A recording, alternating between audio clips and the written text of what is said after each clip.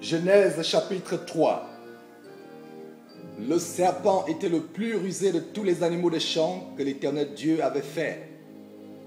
Il dit à la femme, Dieu a-t-il réellement dit, vous ne mangerez pas de tous les arbres du jardin? La femme répondit au serpent, nous mangeons du fruit des arbres du jardin. Mais quant au fruit de l'arbre qui est au milieu du jardin, Dieu a dit, vous n'en mangerez point et vous n'y toucherez point, de peur que vous ne mouriez.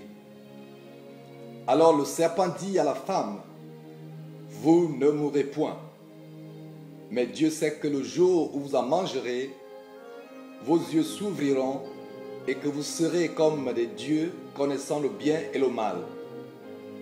La femme vit que l'arbre était bon à manger et agréable à la vue, et qu'il était précieux pour ouvrir l'intelligence. Elle prit de son fruit et en mangea.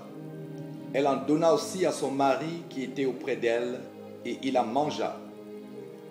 Les yeux de l'un et de l'autre s'ouvrirent.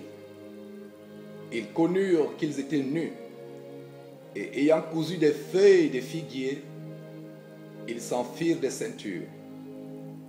Alors ils entendirent la voix de l'Éternel Dieu qui parcourait le jardin vers le soir.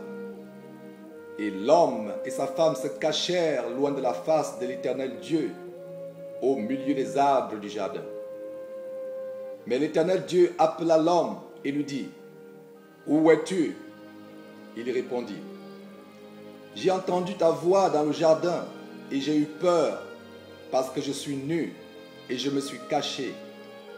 Et l'Éternel Dieu dit, qui t'a appris que tu es nu? Est-ce que tu as mangé de l'arbre dont je t'avais défendu de manger? L'homme répondit, la femme que tu as mise auprès de moi m'a donné de l'arbre et j'en ai mangé. Et l'Éternel Dieu dit à la femme, pourquoi as-tu fait cela? La femme répondit, le serpent m'a séduite et j'en ai mangé. L'Éternel Dieu dit au serpent, puisque tu as fait cela, tu seras maudit entre tout le bétail et entre tous les animaux des champs. Tu marcheras sur ton ventre et tu mangeras de la poussière tous les jours de ta vie. Je mettrai inimitié entre toi et la femme, entre ta postérité et sa postérité. Celle-ci t'écrasera la tête et tu lui blesseras le talon.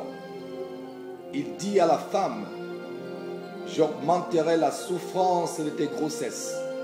Tu enfanteras avec douleur et tes désirs se porteront vers ton mari, mais il dominera sur toi. Il dit à l'homme, puisque tu as écouté la voix de ta femme et que tu as mangé de l'arbre au sujet duquel je t'avais donné cet ordre, tu n'en mangeras point. Le sol sera maudit à cause de toi. C'est à force de peine que tu en tireras la nourriture tous les jours de ta vie.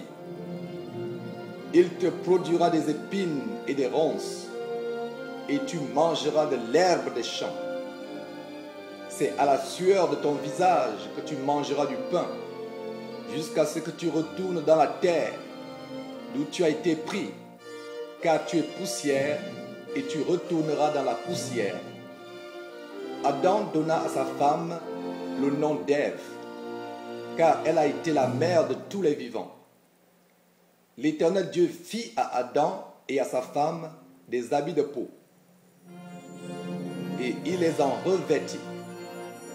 L'Éternel Dieu dit, voici, l'homme est devenu comme l'un de nous pour la connaissance du bien et du mal.